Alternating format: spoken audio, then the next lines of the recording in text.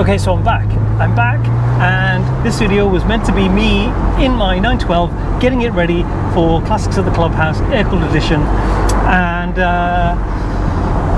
it didn't quite work out like that. So I told you I haven't driven it for about 8 months. Got in, and because I'm not allowed to film in the storage facility, so crank, finally fired up, had it parked outside for a bit, had it running for a bit, and then started to drive.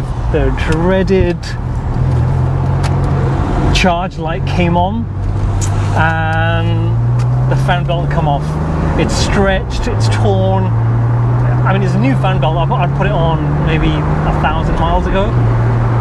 So, and it's been stood there, so it could have been stuck, it could have been, I don't know what. So I need to now get another fan belt. At least it fired up. So I need to get a fan belt, come back, fit it, do the whole shim thing, and then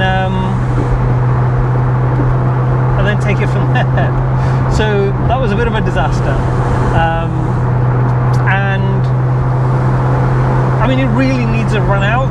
Obviously it was all smelly, and I don't know, I left it running for probably about 6 or 7 minutes, and that would have been with the fan belt off. It just come off.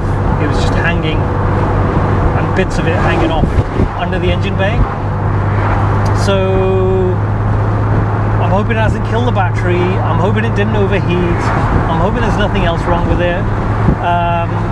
And I was so happy for a second there when it fired up, and it really made me smile seeing it. And yeah, so let's hope it's not fucked.